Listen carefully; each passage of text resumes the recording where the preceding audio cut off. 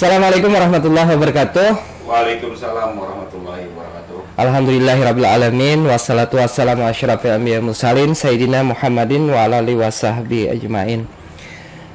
Para pemirsa di channel Cakrawala di Patur FDJ, kembali malam hari ini di edisi Sabtu tanggal 11 Juni 2022. Ini merupakan podcast ke-11 kalau tidak salah, dan alhamdulillah pada malam hari ini kita dikunjungi bintang tamu. Jadi bukan orang baru sebenarnya, karena kawan lawas waktu di Semea wah ini SMK Negeri 1 Barabai. Dan kita akan berbincang terkait aktivitas kawan-kawan di relawan Haliau, di mana yang berhadir malam ini sahabat kita Ipansah Nur Hidayat. Alhamdulillah bisa berhadir silaturahmi ke sini, karena kalau misalnya kada diundang, kada bestilah ke sini, mungkin kada ke sini ya kalau mau harus susahkan anak gak lawas juga. Nah, sahabat Ipansah adalah merupakan ketua yayasan dari Citra Murakata Bersatu. Apa bedanya dengan relawan Haliau nih? Yayasan ini. Jadi yayasan ini adalah tempat bernaung. Jadi tempat bernaung dari relawan Desa Haliau, kemudian tempat bernaung juga dari kelompok Hapsi untuk keagamaannya. Karena yayasan kita ini bergerak di kemanusiaan, sosial kemanusiaan, kemudian keagamaan, terus budaya.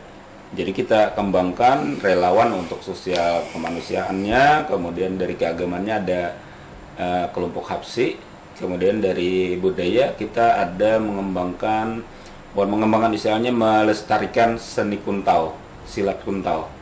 Jadi relawan bernaung di bawah yayasan. Jadi banyak aktivitas yang dilakoni selama ini. Alhamdulillah. Dan yang terakhir mendampingi mengadvokasi pengidap kelenjar getah bening di Desa Kapar, saudara Paturahman. Bagaimana kondisinya yang terakhir nih? Terakhir siang tadi, hari Sabtu kita menerima informasinya bahwa beliau sudah dikunjungi juga dari Dinas Sosial. Terakhir info ini baru masuk dari Pembakalan Desa Kapar, katanya dari Dinas Sosial menyampaikan titipan salam dari Ibu Menteri, artinya sampai beritanya sampai ke Ibu Menteri. Jadi untuk sekarang kondisinya saudara Paturahman, warga Desa Kapar RT 12, berada di Rumah Sakit Damanhuri Barabai, sedang dirawat. Rencananya mau diperiksa, kurang tahu untuk langkah selanjutnya dari pihak rumah sakit. Tapi terus kita coba dampingi, kita pantau. Mendapat informasi seperti itu bagaimana sebenarnya para relawan? Kemarin kan ada anak juga yang kurang gizi yang didampingi sekarang saudara Paturahman ini. Kebetulan namanya sama dengan kita. Mudah-mudahan kita terhindar dari segala macam penyakit, dan mereka yang sakit saat ini termasuk saudara Paturahman di rumah sakit juga bisa diangkat penyakitnya dan sembuh kembali. Nah, bagaimana cara relawan ini mendapatkan informasi yang kemudian melakukan pendampingan awalnya bagaimana? Jadi pertama untuk bayi adik kita lah, anak lah mungkin lah, Muhammad Fadilah, kebetulan juga warga Kapar. Kemarin itu informasinya dari grup WA yang kebetulan di situ kita ada ikut di grup emergency segala macam. Di situ ada informasi. Kebetulan kita tanggapi, beliaunya menghubungi kita, lalu kita datang, kita jenguk, lalu kita dampingi, kemudian dibawa ke rumah sakit. Tapi waktu itu nasib dan umur berkata lain. Dia kembali. Kalau yang ini dari pembakal Pak Mulyadi menghubungi kita, berdiskusi, berkonsultasi kayak apa. Ada warganya juga yang kayak itu. Kita coba bantu minimal untuk mengangkat, untuk memberitakan keadaan beliau. Alhamdulillah sekarang sudah dibawa ke rumah sakit itu tadi. Kendalanya kan Kalau untuk pengobatan katanya gratis. Persoalan istilah bahasa terkendala itu apa sebenarnya persoalan dari keluarga apa si pasien ini? Iya, kalau terkendalanya kalau dari biaya pengobatan beliau kan ditanggung BPJS nih. Iya. BPJS daerah dari daerah. Tapi terkendalanya ada beliau ini hidup dengan orang tua beliau yang kebetulan sudah berusia lanjut. Jadi kalau misalnya dirawat di rumah sakit, otomatis kan perlu biaya untuk tunggu. Kemudian anak beliau juga kebetulan kurang sehat sebenarnya di rumah, juga mengidap salah satu penyakit. Jadi mungkin terkendalanya biaya bagaimana menunggu dan membiayai anak yang ditinggal di rumah juga. Jadi terkendalanya sekarang di situ. Tentu biaya untuk pengobatan gratis kan sudah berarti untuk ini ya biaya mendampingi. Iya. Mendampingi. Ada memungkinkan misalnya bahwa operasinya tidak dilakukan di sini atau di luar daerah dengan kondisi yang terlihat cukup parah sebenarnya. Kalau memungkinkan kita masih koordinasi juga sama rumah sakit. Nah, kalau permintaan keluarga sebenarnya kalau mungkin dilakukan operasi, permintaan keluarga mau dioperasi tapi harus kalau bisa di Barabai atau terdekat misalnya Kandangan. Kalau di Banjarmasin kembali kendalanya adalah masalah yang menunggu sama kebutuhan hidup di sana serta bolak-balik. Kalau kemarin kan sempat dibawa juga tuh, sempat dirawat juga di rumah sakit Ulin, tapi kan itu dirawat jalan harus bolak-balik Barabai Banjarmasin, Barabai Banjarmasin. Akhirnya dari keluarga sempat menyerah. Jadi sekarang mau di ini lagi, tapi ya mudah-mudahan banyak dermawan, banyak donatur yang mau membantu serta kawan-kawan relawan lainnya. Iya, kalau untuk yang membantu itu lewat apa? Sementara kita masih menggalang lewat rekening yayasan.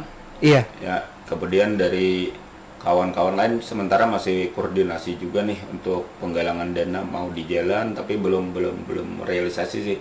Kalau sekarang masih lewat rekening yayasan dikumpulkan. Ini kan di Yayasan Citra Murakata Bersatu, relawan Haliau. Setiap ada kegiatan pasti banyak orang melibatkan, banyak orang, banyak relawan. Relawan itu memang dari desa Haliau khusus atau memang dari kecamatan lain selain kecamatan Batu Benawa? Kalau sebagian besar mayoritasnya dari desa Haliau. Ada beberapa dari desa lain. Kemarin kita jadi juga apa istilahnya, haruskah nama relawan itu diumumkan, ada istilahnya dibuka, bukan itu kan relawan desa Haliau seakan-akan itu untuk desa Haliau, tapi kesepakatannya kita harus dimasukkan desa Haliaunya karena kita sejarahnya terbentuk relawan itu kan karena kita pernah mengalami banjir bandang 14 Januari 2020. Kita di situ dibantu orang, jadi disitulah lalu kita nih punya hutang, terbentuklah relawan. Lalu relawan ini kenapa harus desa Haliau? Kami ingin istilahnya tuh melihatkan ini kami dulu yang dibantu, kami ada. Makanya kami ke Katingan, kami pernah ke Katingan karena Katingan pernah hadir juga banjir. Waktu banjir itu Katingan pernah banjir, ketika Katingan banjir kami pun hadir di sana, bahwa kami masih ingat didasari oleh pernah iya merasakan bagaimana rasanya dibantu, bagaimana rasanya karena musibah.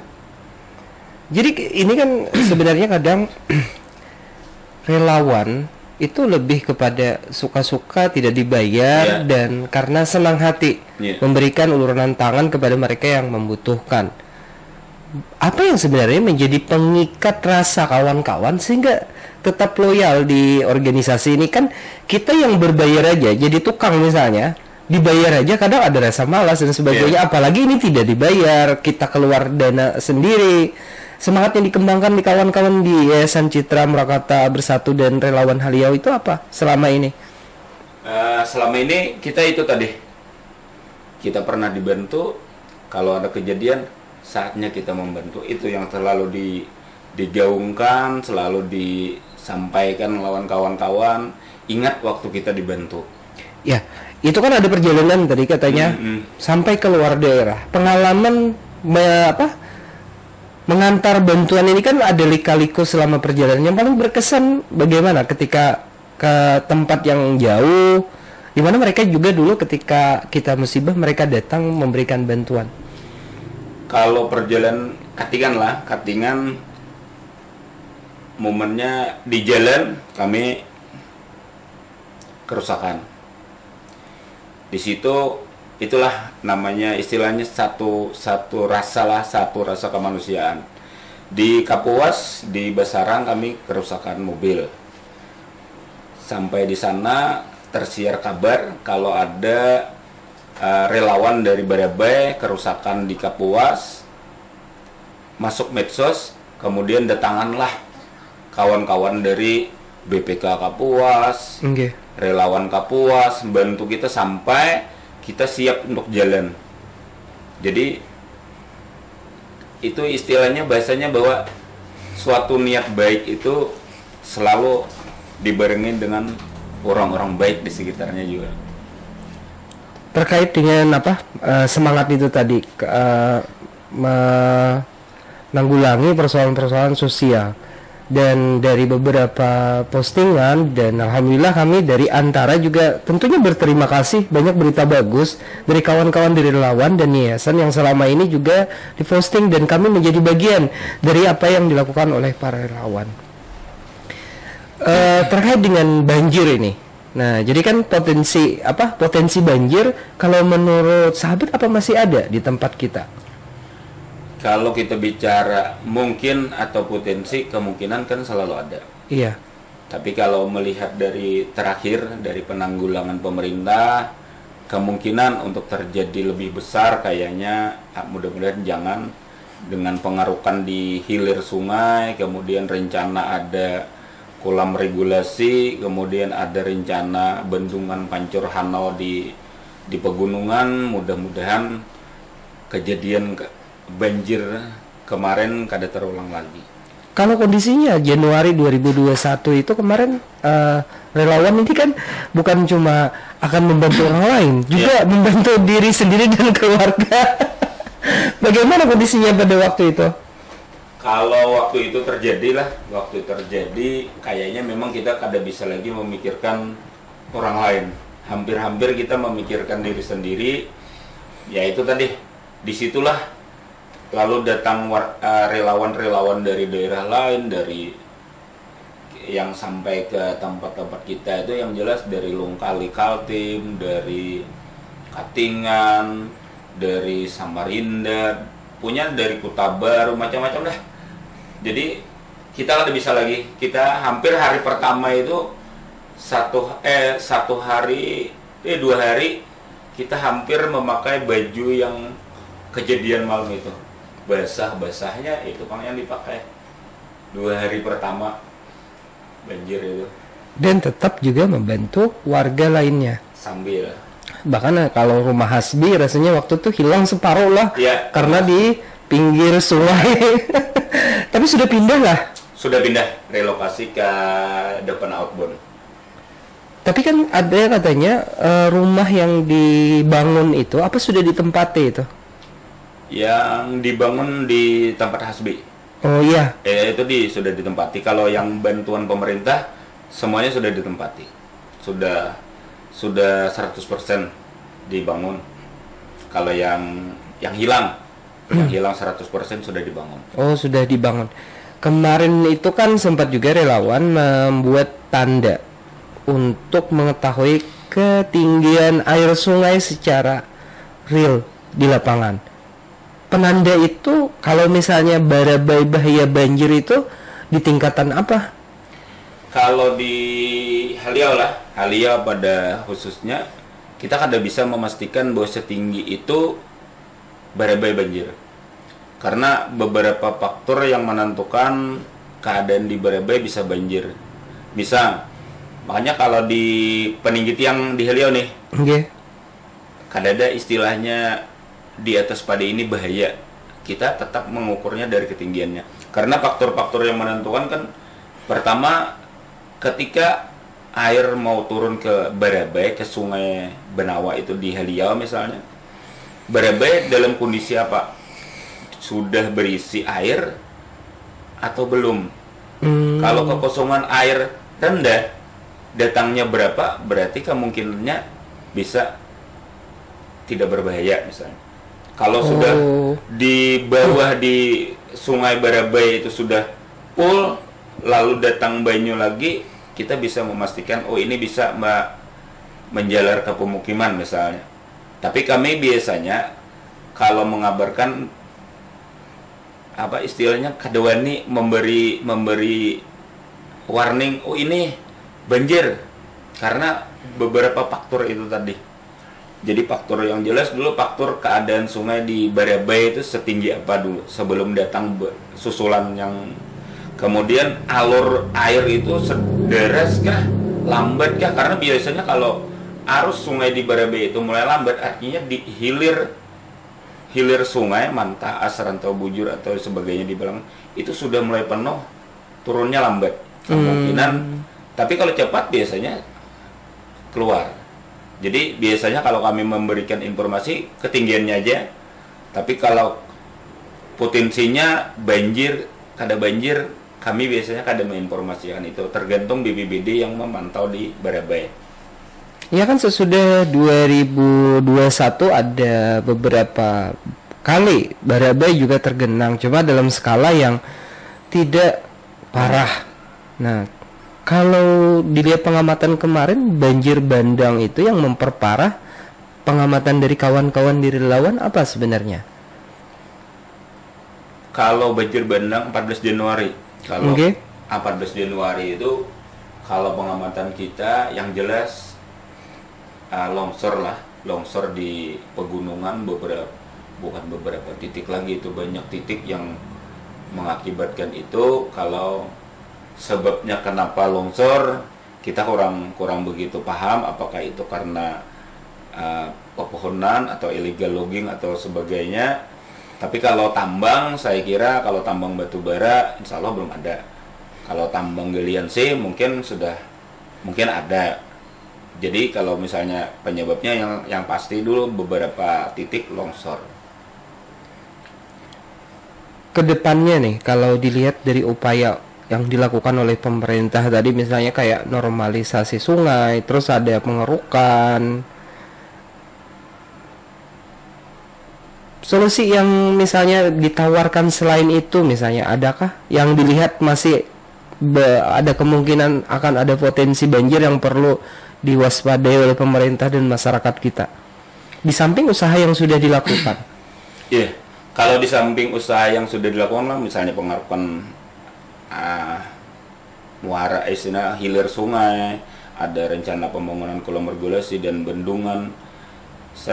Kami rasa yang lebih utama adalah pemeliharaan daerah aliran sungai. Jadi yang sudah longsor itu kayak apa caranya itu jangan sampai longsor lagi. Artinya apakah itu disiring kah? Kalau siring nih, beberapa kan sudah di pembangunan siring nih untuk yang tumbukan-tumbukan banyu, tapi yang longsor-longsor kita belum tahu. Harusnya mungkin dibersihkan, ditanami kayu-kayu atau gimana supaya minimal kalau yang keadaan sekarang kalau hujan nih pasti keruh.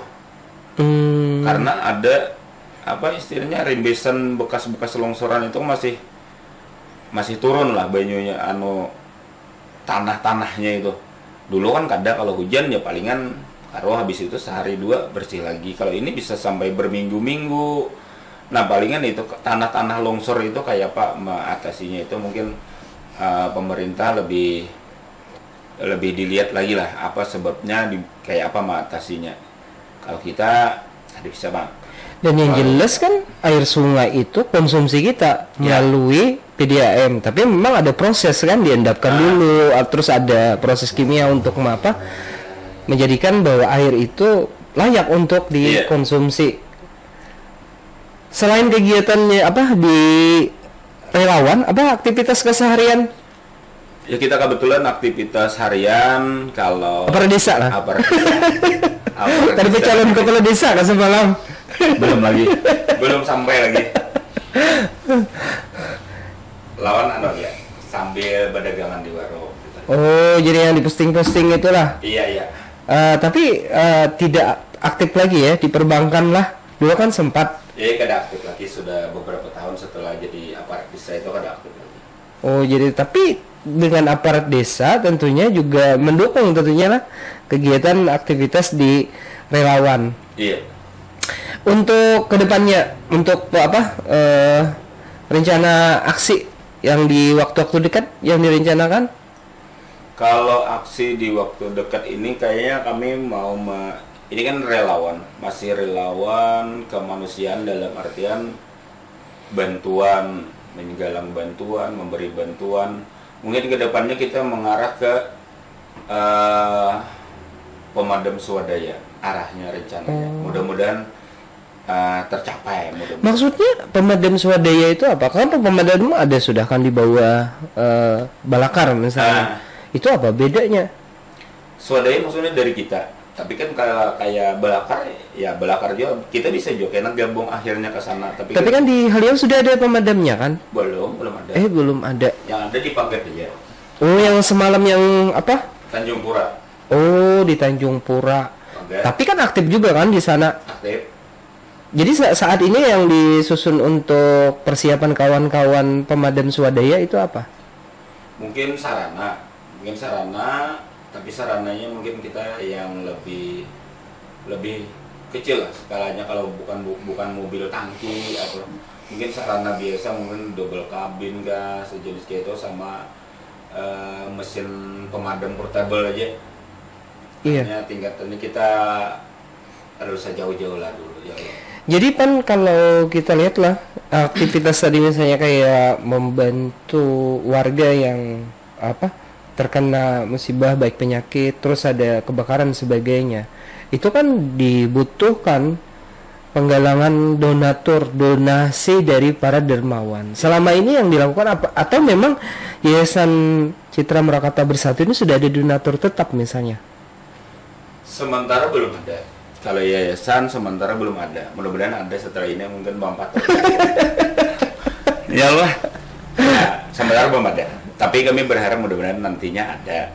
Sekali lagi kalau sementara ini beberapa waktu yang berjalan ini kami cuma menggalang dana, buka donasi, kemudian dari masyarakat sekitar kadang-kadang terus mensupport, misalnya kayak bantuan kebakaran, biasanya warga sekitar kumpulkan beras 5 liter seorang kah, kadang-kadang memberi baju bekas istilahnya yang layak pakai, dana kadang-kadang. Jadi sementara dari masyarakat sekitar dan lain-lain lah, sosial media itu. Dan terima kasih banyak buat Antara yang terus membantu kita, mensupport kita, blow up kita, ya Allah. Nah, karena memang bahannya kan dari kawan-kawan juga, di relawan luar biasa. Karena selain media sosial, pemberitaan melalui portal resmi, diharapkan juga bisa mendukung kegiatan wartawan. Dan yang terakhir kemarin kan menyerahkan bantuan juga untuk warga yang terkena musibah kebakaran di Kambat Selatan. Ada berapa buah kakak di sana yang menjadi korban? Kemarin itu rasanya 5 buah rumah, 22 jiwa rasanya. Oh, pada waktu itu, dan kemudian diterimakan oleh warga yang ada di, ya, untuk mekanisme pembagian bantuan itu apakah diserahkan ke posko atau kita kemarin ke posko, karena ada poskonya di situ. Kalau ada salah itu dari aparat desa lawan masyarakat yang melakukan posko itu. Jadi kita serahkan posko aja lagi yang kita. Kadang kan ada seperti ini, kita bukan mengkritisi distribusi ya, dari niat baik para relawan yang datang misalnya dari Kaltim, terus datang dari Kalteng, Kalbar dan sebagainya. Belajar dari musibah banjir di Januari 2021, ternyata ada sedikit persoalan terkait distribusi bantuan ini. Bahkan ada distribusi bantuan yang dilaporkan katanya menumpuk dan kemudian ada yang dianggap hilang. Ya, kalau melihat pada waktu itu bagaimana kalau untuk kawan-kawan di relawan untuk distribusi, apakah mungkin nih menyalurkan langsung kah atau lebih memilih ke posko? Kan pengalaman di banjir bandang itu ada malah dari warga yang dari luar daerah itu langsung ke titik warga, walaupun kadang tidak efektif karena terlapis-lapis juga kan, enggak. Jadi tergantung dari pengalaman kita yang itu memang jujur ada beberapa yang istilahnya itu ada yang polemik lah, polemik. Tapi kalau kita di lapangan memang susah juga Bang, dari posko. Artinya kita kada bisa menyalahkan posko berbaginya ini karena kadang-kadang kayak ini. Kadang-kadang relawan atau yang memberi itu kadang-kadang kita contohnya misalnya ada data misalnya yang terdampak 100. Ada orang datang mengantarnya misalnya bantuannya ada cukup atau sudah pakai paket itu 80. Kan nggak ada mungkin kita bagi. Jadi biasanya terpaksa menunggu yang lain. Nah sementara menunggu inilah tertumpuk di posko. Padahal itu untuk mencukupkan itu supaya sama. Oh jadi memang ada alasan khusus untuk ada itu. Ada alasan khusus biasanya. Tapi tanda kutip misalnya ada posko-posko yang kita kada tahu. Tapi kendalanya biasanya di situ. Kemudian ada juga misalnya lah dari contoh. Kalau ke kita itu dari Longkali semalam lah, Kaltim. Jadi inya datang pertama, inya bawa, kami cukupnya bawanya seini, cukuplah untuk di sini. Ujar kita ini kada cukup. Terus kayak apa supaya cukup? Kita sementara masuk akan di posko. Oke. Tapi di sini sih inya bertakun berapa sebenarnya jumlah yang terdampak. Datang kedua, ia sudah membungkuskan, mempaketkan itu pas, malah lebih dari yang terdampak. Jadi kita kau langsung bagi lawan kawan-kawan dari Longkali langsung bagikan ke masyarakat karena yang dibawa cukup. Kalau kada cukup ya terpaksa ditumpuk dulu, dikumpulkan lalu di lagi. Cuma tetap kada bisa kalau bahasa adil dulu lah. Sama lah, kalau ini dapat minuman ini harusnya sama kan biasanya itu bahasa adil kan juga. Bahasa adil. Tapi kan ada mungkin ketika yang itu misalnya ini sudah kayak ini kan lebih kecil, tapi kopi sama itu kan sudah paket misalnya ini pakai minyak 2 liter habis, tapi yang datang lain itu misalnya ada ikan sarden, kaleng misalnya. Nah ini kayak apa meimbanginya supaya adil tapi berbentuk berbeda biasanya kayak itu. Itu kalau itu polemiknya ya kayak itu. Karena logistik. Dan saat itu sangat diperlukan itu jadi masalahnya. Jadi ada di sini kan jadi waktu banjir Januari 2021 itu ya sama di sini. Dalamnya kan luar biasa itu dalam jadi Cakrawalan di rumah jadi kena keduanya sepeda motor, mobil karena semuanya di rumah kena juga guringnya di masjid Takwa di Benua Binjai sini sempat sekitar 3 harian. Nah jadi kan dikasih nih bantuan jadi ada aja masyarakat yang mengeluh hari-hari jangan makan mie aja terus tahunin tahu. Maka sudah getalan. Memang keluhannya kayak itulah. Jadi semalam tuh belencat. Nah, jadi belencat betis maka sudah belencat hinta lo jam aja terus jar. Tapi alhamdulillah juga kan dibantu dan kadang yang antik itu seperti ini. Warga yang menerima ini malah yang kadang kena musibah. Itu ya kayak itu ada polemik kayak itu tuh, Pak. Tapi kan bagus nih ada donasi misalnya dilakukan penggalangan kawan-kawan terakhir. Jadi apa yang terakhir kita yang diadvokasi oleh kawan-kawan di relawan yang bayi kurang gizi tadi sama ya kemarin kita juga ada mendampingi yang di negara. Belum selesai upaya kita tapi ternyata Allah Subhanahu wa taala sudah memanggil. Dan kita tidak bisa menyembunyikan kesedihan itu tentunya. Tapi kita kan sudah berusaha juga. Apa pengalaman yang mungkin mendalam selama melakukan pendampingan ini? Rasanya dari pertama kita melihat kondisi baik itu bayi semalam, ini saudara Fatur Rahman, artinya pengalaman yang mendalam itulah ketika kita melihat keadaan itu, kemudian rasa hati kita itu bergetar, dan kita tuh harapan mudah-mudahan kayak saudara kita Fatur Rahman ini yang dulu itu bayi, sebenarnya mungkin pengalamannya seandainya panjang umur itu luar biasa. Jadi kalau wah ini nih yang terjadi nih, pengalaman ini ya sementara artinya sambil belajar nih, alhamdulillah dari yang tadi sudah ini kan, jadi pengalaman yang luar biasa adalah kami belajar bagaimana mendampingi, belajar bagaimana mencoba menolong dalam lingkup yang lebih ini kan, dulu anak-anak, ini sekarang orang tua. Jadi pengalaman yang luar biasa adalah belajarnya itu, belajar untuk membantu.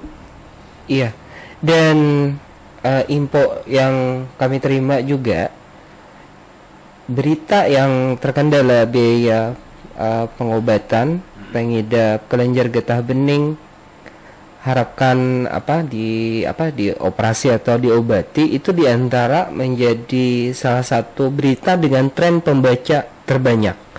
Dan alhamdulillah mungkin mitra-mitra kita di grup-grup lain misalnya seperti kayak Balakar yang ikut juga di sana men-sharekan, membantu, sehingga berita itu bisa di blow up. Tujuan kita bukan untuk popularitas dari relawan atau juga misalnya dari media, tapi ini supaya terpublikasi dan banyak donatur yang akan membantu. Salah satunya tadi dari menteri lah ada. Menurut Pak Bakal tadi kayak itu. Jadi dari Dinas Sosial menyampaikan ada titipan salam dari Ibu Menteri Sosial. Artinya sampai, karena alhamdulillah kemarin berita dari sanak Bang Fatur kita masukkan juga di Facebooknya resmi Dinas Sosial Provinsi. Mungkin terbaca sampai Ibu Menteri, mudah-mudahan ada turun. Iya, kalau dalam penyakit ini kan obat dengan keinginan untuk sembuh itu kan peptid kadang yaitu tadi ada pasien yang sebenarnya punya kesempatan untuk sembuh, tapi niat serta kemauannya untuk sembuh itu kurang. Nah, sementara kalau kita lihat dari dari kondisi di lapangan ini, kalau sahabat Ipan melihat keinginan sembuh ini besar kayaknya ya dari yang bersangkutan. Iya, kalau keinginan sembuh beliau luar biasa. Artinya pengobatan yang sudah beliau lakoni kan sudah sampai Banjarmasin sebenarnya tetap. Dan sekarang Sidin mengajukan diri lagi nih untuk berobat kembali, kayak apa caranya, karena semangat untuk berobat beliau termotivasi dari anak beliau yang sedang berada di rumah juga kan. Kebetulan anak beliau juga kurang sehat sebenarnya. Jadi sedang orang tua beliau juga kan sudah lanjut usia. Ya, ujur. Nah, itu mungkin menjadi motivasi Mas Fatur Rahman ini, lain Bang Fatur. Mas Fatur Rahman ini semangat untuk sembuh. Mudah-mudahan ada jalan lah. Kita minta doa bersama, kita minta doa semuanya ya Allah, mudah-mudahan Sidin ini ada jalan, ada jalan lah untuk sembuh, itu istilahnya itu. Kalau dulu yang bayi itu dia punya ibu, tapi ibunya berpisah dengan bapaknya. Kayaknya gitu ya? Yang bayi. Iya, yang pertama. Yang bayi itu ibunya meninggal. Oh, meninggal. Nah, ibunya meninggal beberapa hari sebelum kami mendatanginya tuh. Jadi, tapi kalau sahabat melihat yang untuk kasus Fatur ini dengan keluarga, si istri masih ada ya? Si istri menurut informasi keluarga ada, tapi kada berada di rumah lagi. Jadi yang melihara anak, kebetulan anaknya berapa orang? Anaknya informasinya 2. Yang juga sakit ada? Yang sakit 1. Sakit jadi, apa? Yang anaknya 2, satunya sama ikut ibunya, satunya ikut Mas Fatur inilah. Iya. Kalau sakitnya itu, kalau informasi kayaknya nih, informasi kayaknya alergi. Artinya kulitnya itu kayak gatal-gatal, apa ibaratnya tuh supaya jelas tuh kayak bercembak, kayak bakoreng lah. Alergi menurut, tapi hampir muka sampai. Kenapa lah? Nah, kurang tahu kita. Alergi kita sama menakuni juga. Alergi apa? Hintalo kah? Apakah? Kada tahu juga. Punya bila pina makannya pina salah, timbulnya. Binian lakian. Lakian. Oh. Nah, mudah-mudahan kalau Mas Faturrahman ini sehat, rencananya anaknya kita bawa lagi lah. Kita diobati, coba, didiagnosa apa ada kelainan penyakitnya ada sehingga mengakibatkan hal yang seperti itu, getal-getal. Luar biasa. Peran kawan-kawan di relawan mendampingi warga kita yang membutuhkan. Tapi kan ada kalau misalnya di keluarga mendukung aja lah, misalnya kan pergi misalnya kayak ke luar daerah tadi beberapa hari, tapi mungkin sudah paham karena aparat desa mungkin lah. Lawannya nih, alhamdulillah sampai saat ini kita didukung aja, masih didukung keluarga. Artinya karena apa? Kita dari awal misalnya kayak mendatangi Mas Faturrahman itu, kita dari awal sudah berpandiran juga di rumah bahwa ada ini orang minta bantu, ini fotonya coba lihat. Jadinya tahu siapa yang dituju, apa yang dijauhi itu tahu.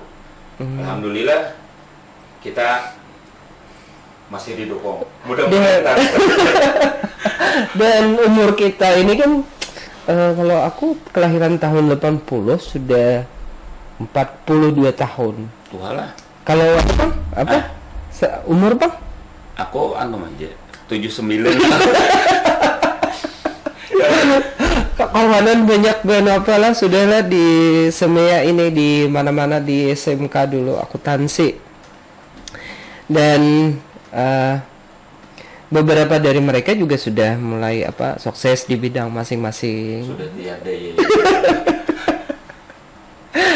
Dan umur 40 ini katanya penentu dalam kehidupan. Jadi kalau misalnya nang duga-duga kelakuan yang kada baik masih digawe di 40 aja sudah.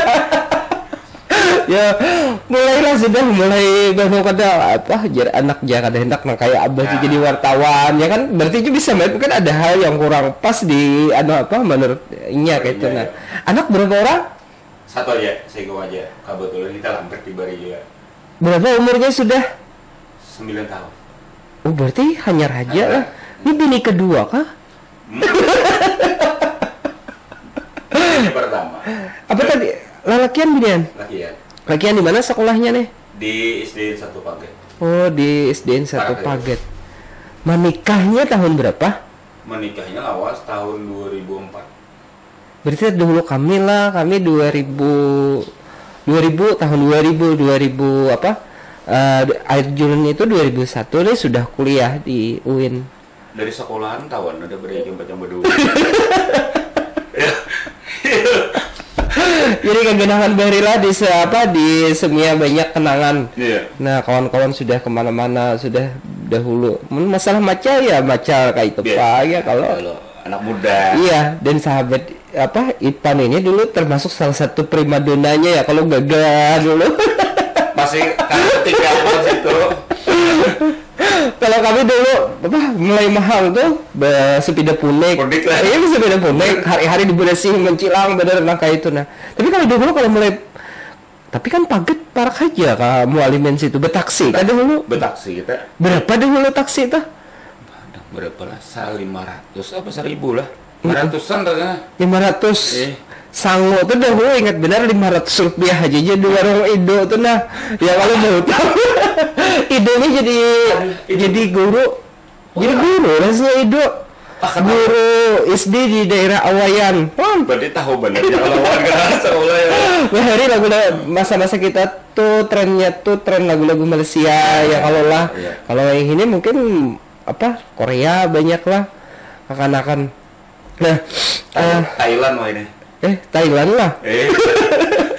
Lagu Thailand boleh jadi Kalau misalnya kayak Malaysia kita masih serumpun paham. Kalau Thailand ini kadang membingungkan. Kalau misalnya liriknya kita kada paham dinyanyikan wik apa ya kan dibaca oleh kanak-kanak apa maksudnya, padahal kadang ya Kalau Thailand kan menganut budaya yang agak lebih bebas di situ dibanding dengan kita yang masih menganut adat ketimuran. Untuk terakhir misalnya untuk kondisi alam kita ada tidak ada tambang, terus tidak ada sawit.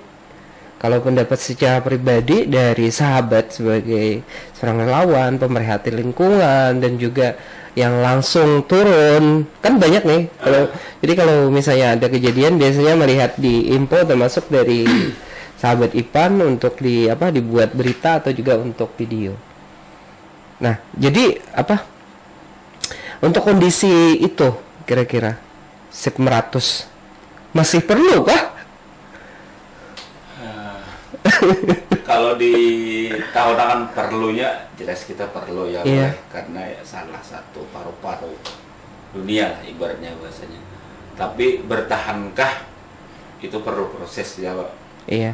Karena kalau kita menolak tambang misalnya raksasa nih, nang ditolak raksasa. Oke.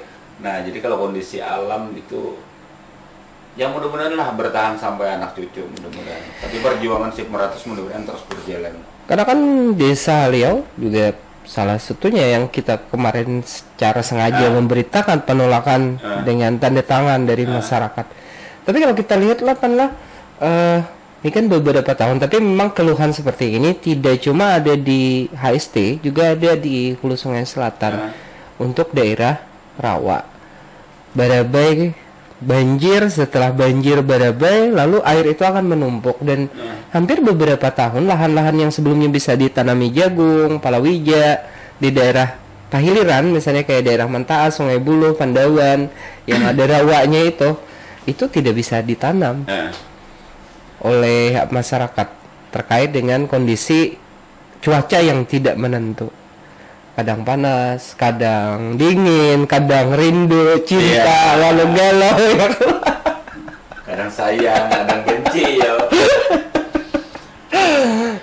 Iya, mudah-mudahan aja Bang, mudah-mudahan aja artinya gerakan SIP Meratus ini bukan sekedar wacana di atas kertas selalu digaungkan, tapi perlulah kita sama-sama mungkin baik itu dari pemerhati lingkungan, dari kawan-kawan relawan maupun dari dinas-dinas terkait juga terus memantau keadaan pegunungan.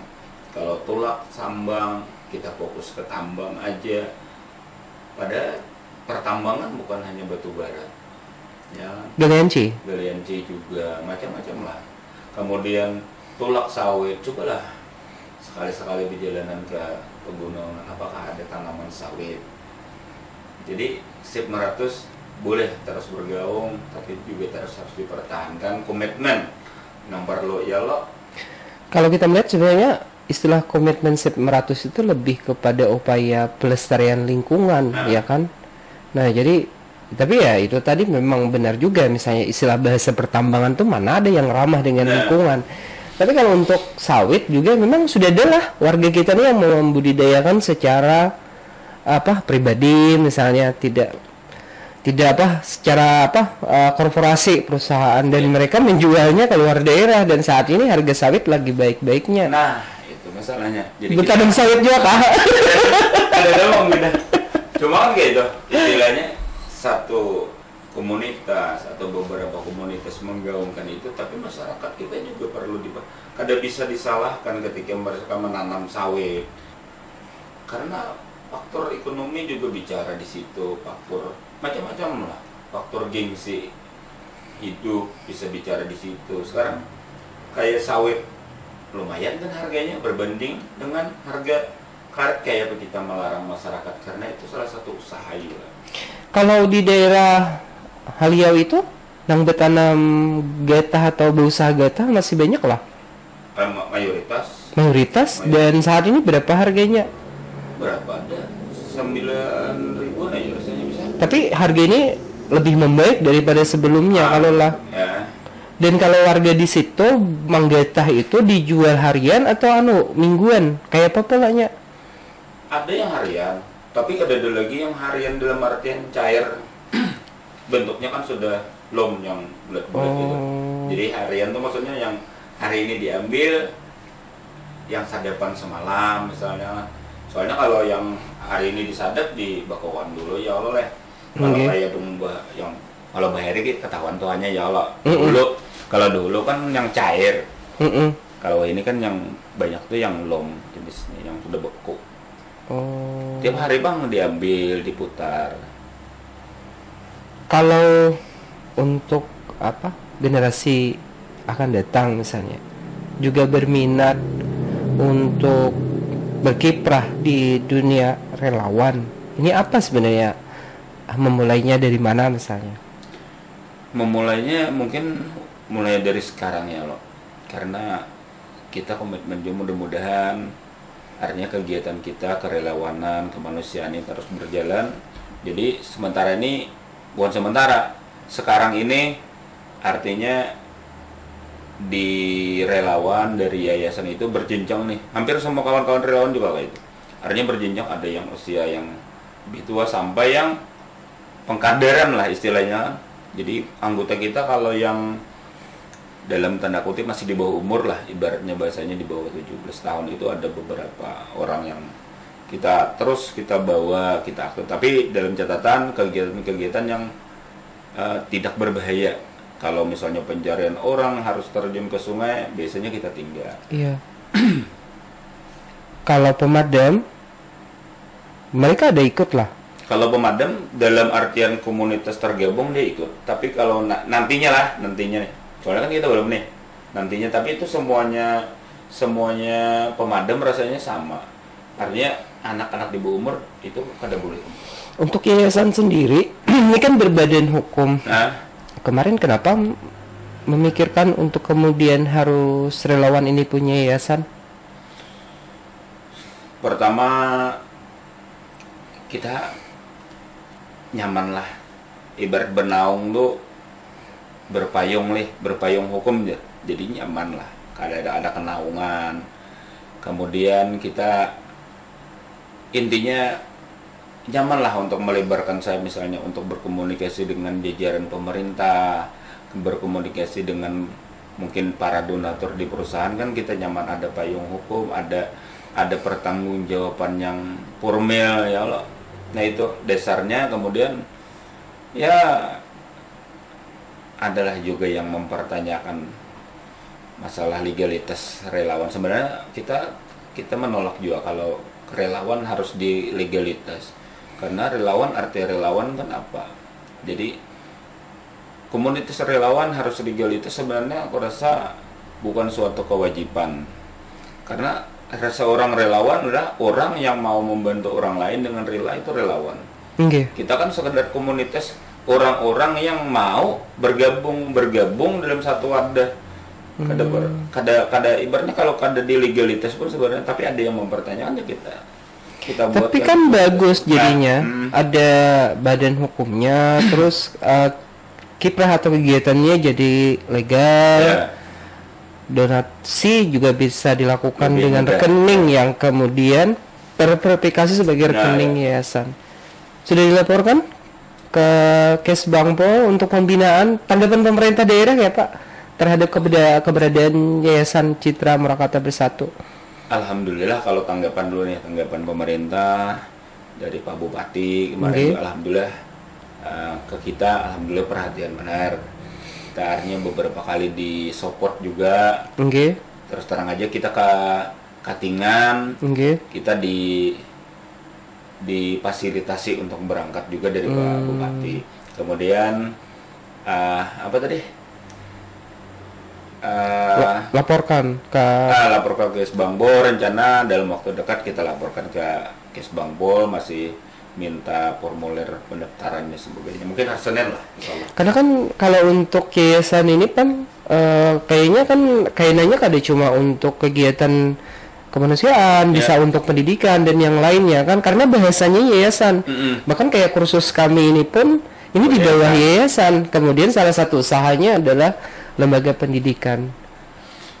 Ya, kedepannya kita ada rencana. Kebetulan kita yayasan juga kan itu tadi ada beberapa cakupan, biasanya kan ada bidang-bidang tertentu, misalnya pendidikan, kayak mungkin dari situ pendidikan lah. Kita tadi kan ada kemanusiaan, ada kebudayaan, ada keagamaan, pendidikan juga ada di situ. Mudah-mudahan ke depannya misalnya ada pihak ketiga yang bekerja sama untuk pendidikan, insya Allah kami siap aja. Tinggal cari jalur. Cari apa enggak? Untuk penutup ini, untuk closing statementnya dari sahabat kita untuk masyarakat dan yang lainnya, ada harapannya? Harapannya kalau kita bicara relawan nih, artinya sesuai lawan semboyan kami. Oke, mantap. 001 RDH bupatinya nih berarti. Artinya teruslah menebar kebaikan, teruslah ulurkan tangan, karena satu uluran tangan buat sejuta senyuman. Wah, luar biasa. Asal jangan senyuman janda aja. Sari kemudian di rumah. Habis sama orang. Terima kasih atas kebersamaan dari sahabat Ipan. Walaupun mohon maaf juga malam ini kan tidak ada kisi-kisi pertanyaan atau apa, semuanya mengalir alur, bahkan ngalur ngidul. Mudah-mudahan di kesempatan di waktu yang akan datang kita bisa kembali bersilaturahmi. Siap. Mohon maaf kalau misalnya ada kekurangan dalam sambutan kami. Terima kasih. Sama-sama. Wassalamualaikum warahmatullahi wabarakatuh. Waalaikumsalam warahmatullahi wabarakatuh.